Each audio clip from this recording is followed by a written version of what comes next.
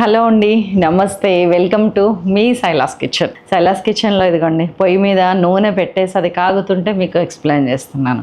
ఏం చేస్తున్నాను అని అడగరే, బొబ్బర గారెలు, బొబ్బర వడలు, బొబ్బర పునుగులు ఏమన్నా అనొచ్చు. హెల్త్కి చాలా మంచిది. టేస్ట్ అయితే నెక్స్ట్ లెవెల్. మీకు ఏ గారెలు కూడా ఇంత టేస్ట్ అనిపించదు. ఇదిగోండి బొబ్బర పప్పు ఇట్లా ఉంటుంది. ఇది నానింది పొట్టుతో సహా. మనం పెసరపప్పు పొట్టు పెసలు తీసుకుంటే వక్కలు ఉంటాయి చూసారా, చెక్కలు అంటారా, వక్కలు అంటారా, ఆ పెసర వక్కలు ఎట్లుంటాయి అట్లాగే బొబ్బర్లు ఇలా ఉంటాయి. వెనక సైడ్ ఏమో ఈ పొట్టు ఉంటుంది, ముందు సైడ్ ఇలా ఉంటుంది. సో ఆ బొబ్బర పప్పు తీసుకొచ్చుకోండి పొట్టుతో సహా. నైట్ నానబెట్టండి, మార్నింగ్ వేయండి, సూపర్ ఉంటుంది. లేకపోతే మార్నింగ్ నానబెట్టండి, నైట్ వేయండి. 8 hours అయితే బొబ్బర్లు కాబట్టి నానాలి. మనకి పెసరపప్పు లాగా తొందరగా నానిపోయే ఛాన్స్ దీనికి లేదు.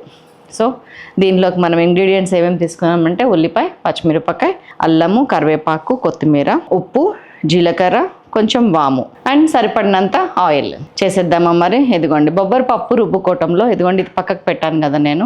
ఇది ఒక 1/4 కిలో పప్పు అనుకుంటే ఇది 200 grams మెత్తగా నూరండి. అండ్ ఒక్క 50 grams ఇట్లా కచ్చపచ్చగా పప్పుగా ఉండనియండి. దీన్ని కలిపితేనే మనకి అక్కడక్కడ బొబ్బరి వక్కలు తగులుతుంటాయి తినేటప్పుడు, నవిలేటప్పుడు. అది చాలా టేస్టీగా ఉంటుంది. దీనిలోకి ఏమేమి వేస్తారంటే ఇది 1/4 కిలో పప్పు, 250 grams ఆఫ్ పప్పు. నేను కిలో నానబెట్టాను. ఫ్రెండ్స్ వచ్చేది ఉంది, వేడివేడిగా చేద్దాంలే అని అది పక్కకు పెట్టి ముందు మీకు చేసి చూపిస్తున్నా.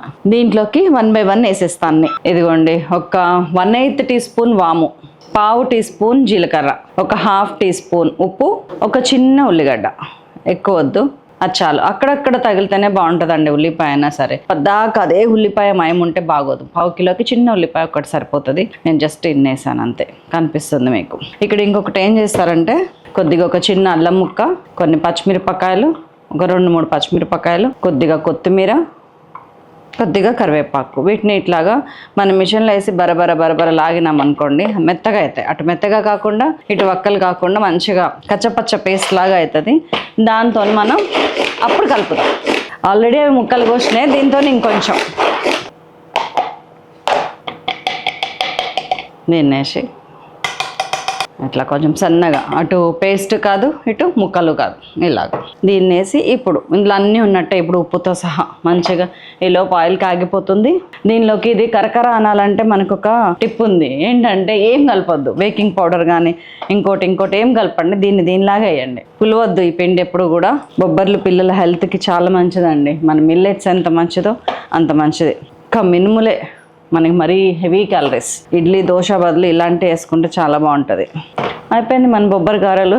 ఎంత సింపుల్గా, ఎంత ఈజీగా. ఈ గారెలు ఏం చేస్తారంటే మన పెసర గారెల్లాగా పెద్దవి కాకుండా ఇట్లా చిన్న వేసుకుంటే చాలా బాగుంటాయి. ఇట్లా నేను ఒక దీంట్లో చూసాను, బండి మీద అమ్ముతుంటే చూసాను. అప్పటి నుంచి నాకు ఇట్లా చిన్నగా, షేప్ కూడా లేకుండా, షేప్ ఏమొద్దు, రౌండ్ వద్దు, పలకొద్దు, ఏదొద్దు, పునుగుల టైప్లో ఇట్లా ఎట్లా పడితే అట్లా ఇట్లా ఎక్కువ తీసుకోండి పిండి.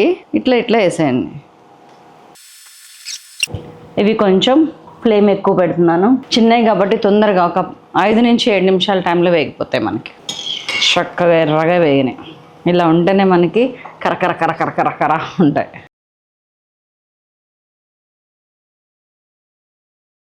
ఇవి అట్టు పునుగులు కాదు, పకోడీ కాదు, బొబ్బరి గారెలు ఇంతే, ఇట్లానే ఉంటాయి. మీరు కావాలంటే పెసర వడల్లాగా పల్చగా వేసుకోవచ్చు, ఇట్లా కూడా వేసుకోవచ్చు.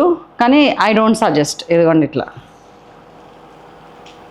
ఇట్లా ఉంటేనే లోపల మెత్తగా ఉండి పైన అట్లా అయితే మొత్తం కట్టకట్ట అవుతుంది.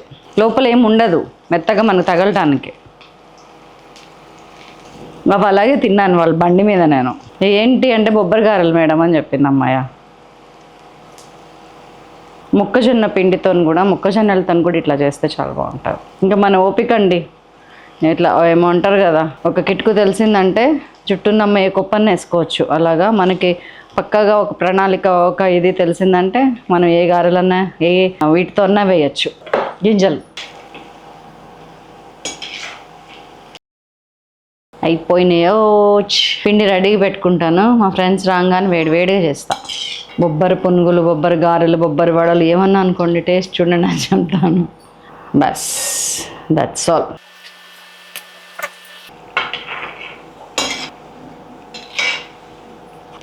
వేడి బొబ్బరి వడలు, గారెలు రెడీ. ఏమంటారో మీరు, బొబ్బరి పునుగులు అనాలి ఇప్పుడు నేను. దీనిలో కొంచెం పల్లీపప్పు, జీడిపప్పు వేస్తే కూడా చాలా బాగుంటుంది. అది వేరియేషన్. మన బొబ్బరి గారెలు రెడీ. తినడానికి ఎవరు వస్తున్నారు? రండి రండి రండి రండి రండి రండి రండి రండి. Welcome welcome welcome welcome Shaila's కిచెన్కి వెల్కమ్. ఇదిగోండి అద్భుతమైన బొబ్బరి గారెలు మీకోసం. ఆహా, అంత కరకరాన్ని చూసారా? ఇవి అల్లం పచ్చడి, ఇది ఆవకాయ పచ్చడి. ఇంట్లో ఉన్నాయి రెండు. ప్రత్యేకించి నేను పల్లి పచ్చడి అట్లా ఏం చేయలేదు. ఇట్లా వెళ్ళిపోతాయి అన్నమాట ఎన్నైనా కానీ. పకోడీల కన్నా కూడా చాలా బాగుంది. జస్ట్ నానబెట్టడం ఒక్కటే మనకి ముందు రోజు పని, మిగతా అన్నీ ఆటోమేటిక్గా అయిపోతాయి. చేస్తారా? చూస్తుంటాను మీరు ఎవరెవరు చేసి దీనికి కామెంట్స్ పెడతారు. ఉండనా మరి. సైనింగ్ ఆఫ్ మీ శైలజ. మరొక అద్భుతమైన ఎపిసోడ్తో మళ్ళీ కలుస్తాను. అప్పటిదాకా చేసి తినేయండి. వానాకాలం స్పెషల్.